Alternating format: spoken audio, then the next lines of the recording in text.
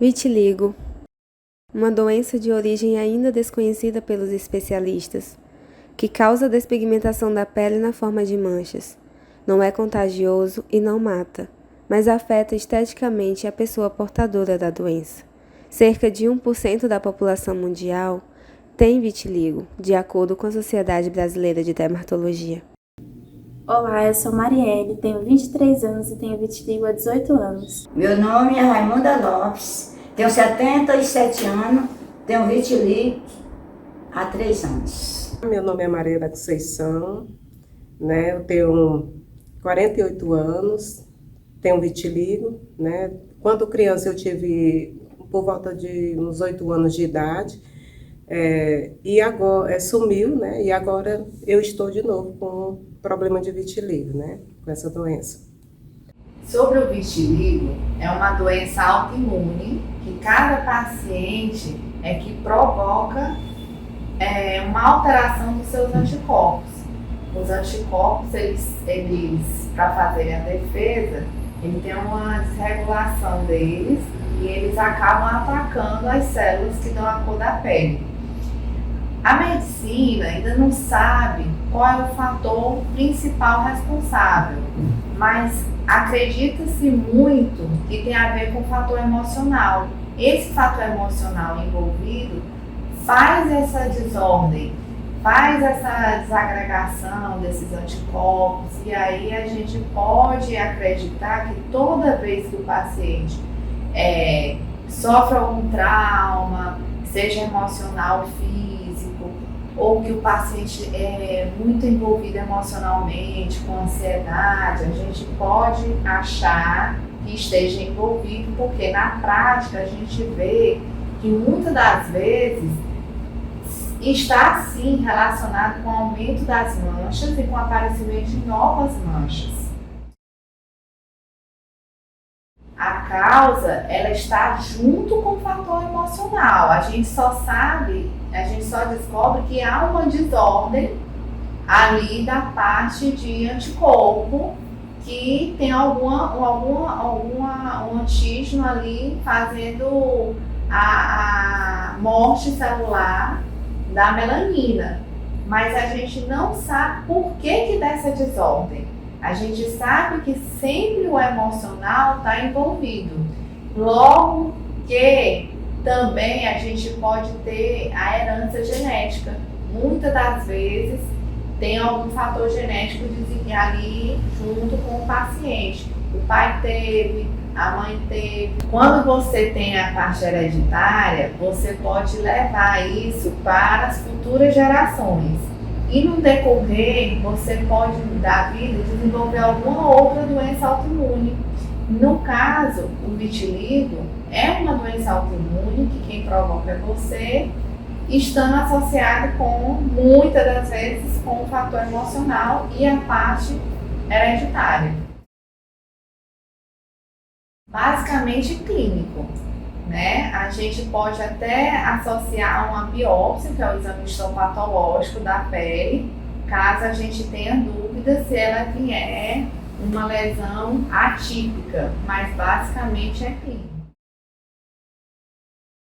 Na verdade, nós não temos um só tratamento e nem mais o eficaz, porque depende de cada paciente, depende de quantas lesões, quais as distribuições, quais os locais que vão ter o aparecimento dessas lesões. Por exemplo, lesões de região de mucosa, mamilo, pênis, vulva, a gente tem as medicações à base de imunomoduladores.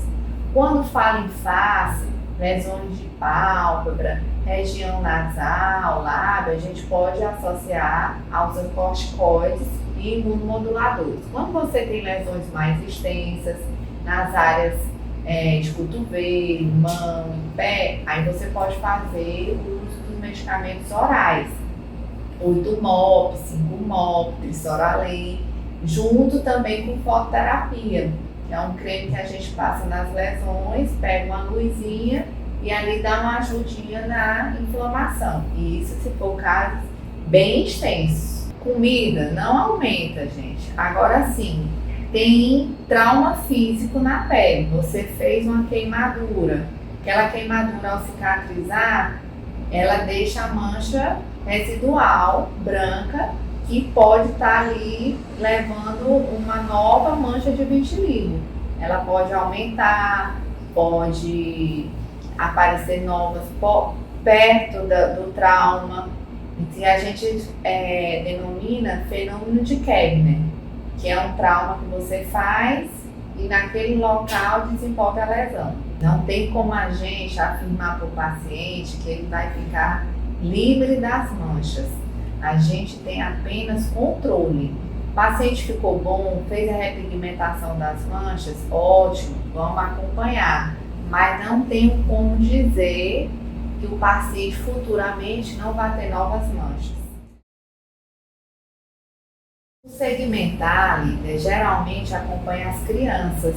As crianças, ela tem mais frequente o aparecimento do vitiligo segmentar. É difícil um adulto já vir com vitiligo segmentar.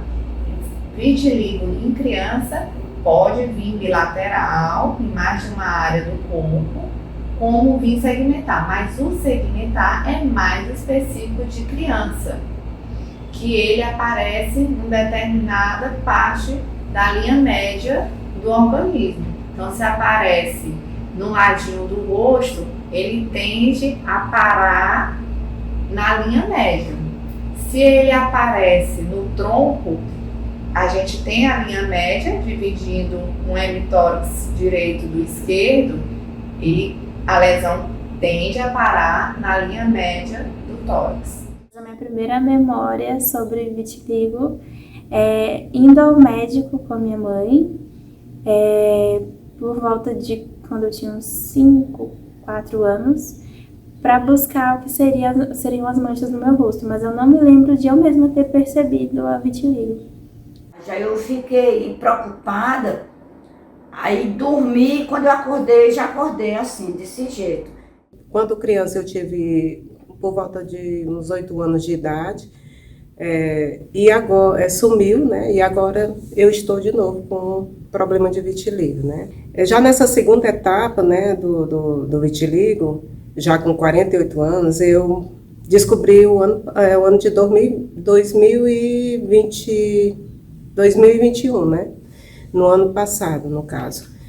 E, assim, eu não sei determinar o tempo certo que eu descobri, mas eu creio que foi por volta do mês de agosto, né, do ano de 2021.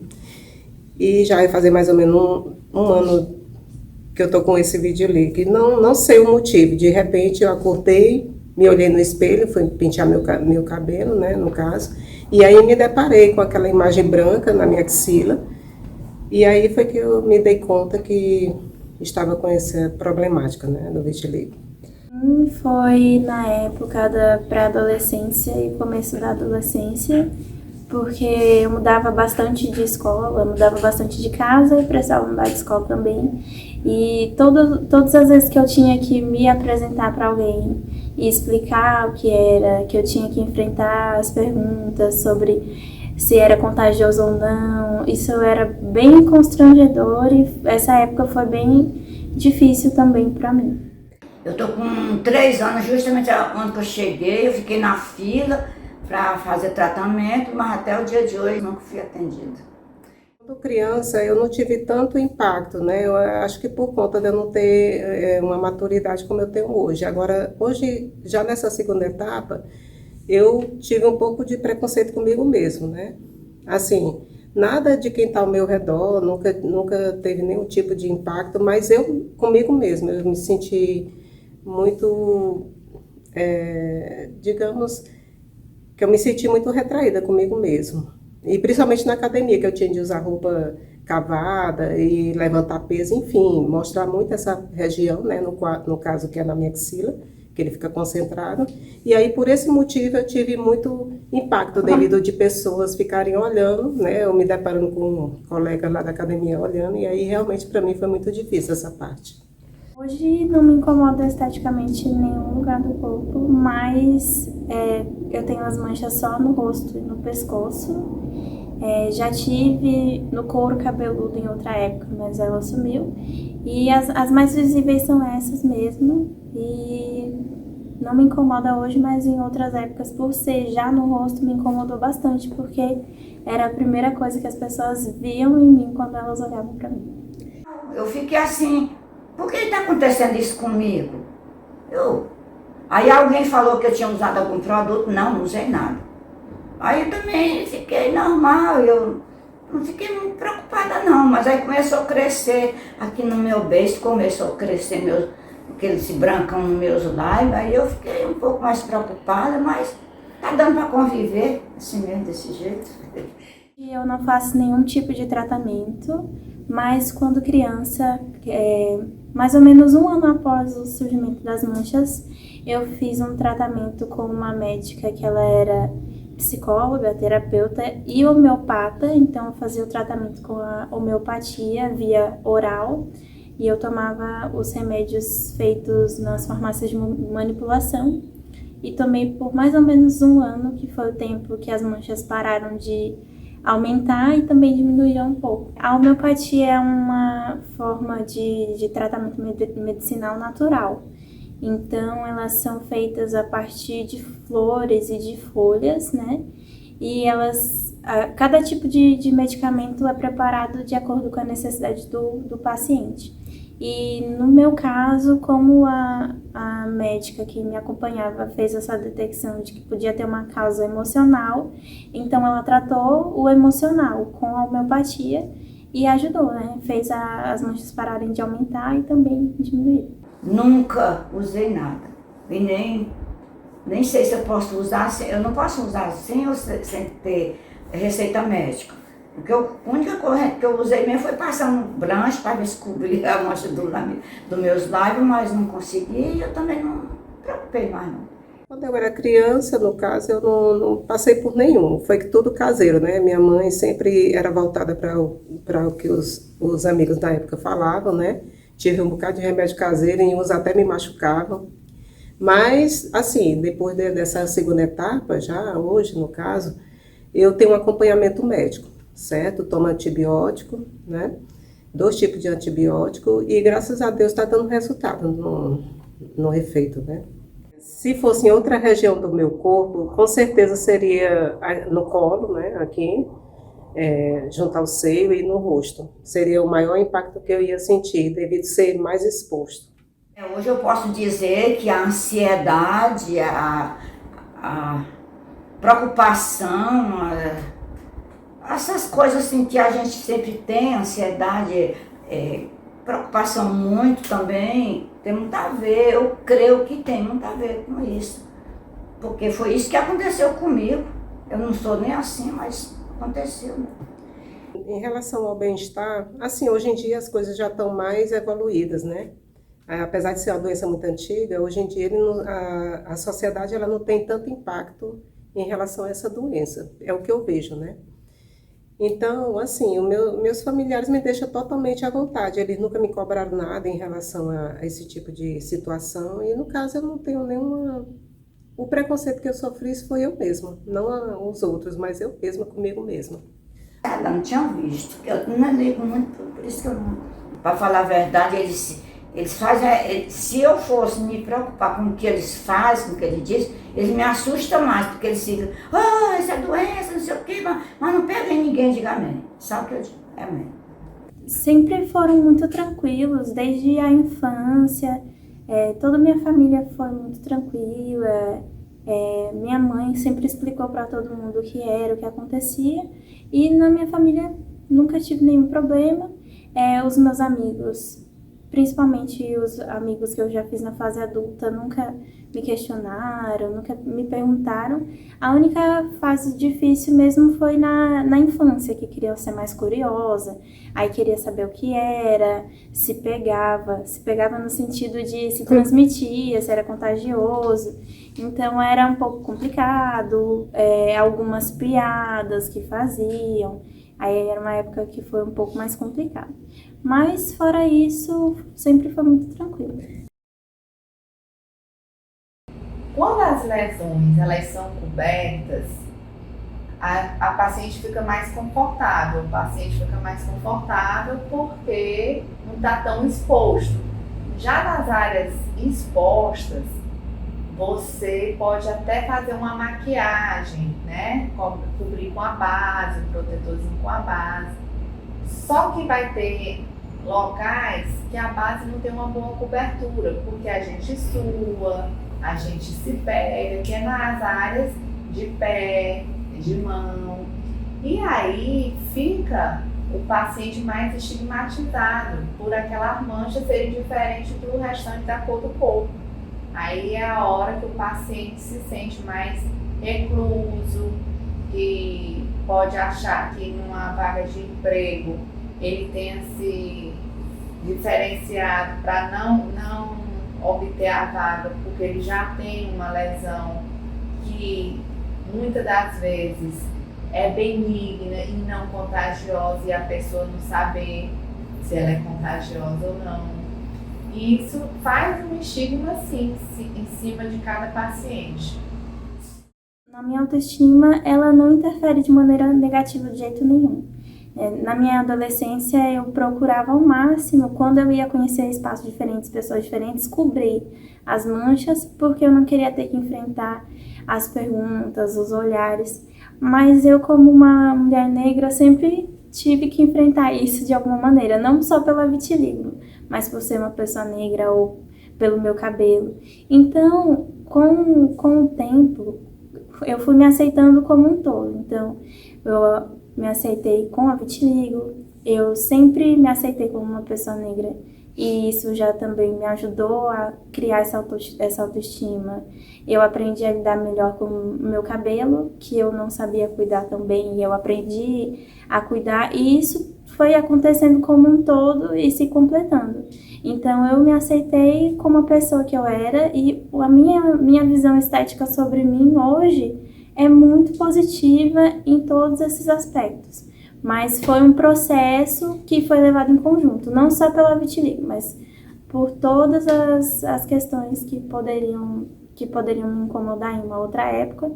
E eu me vejo uma pessoa muito, muito bonita, não me vejo inferior a ninguém. E até pela vitiligo me ter trazido outras oportunidades, de ter participado de comercial de televisão, de ter participado de campanha publicitária, de ensaio fotográfico, de vários projetos, porque as pessoas queriam incluir alguém diferente e me chamavam. Então, se tornou algo muito positivo, se tornou uma marca minha. Então, as pessoas me reconheciam pela vitiligo, mas não de uma forma negativa, como uma forma positiva. Isso me ajudou também a me ver de uma maneira mais positiva.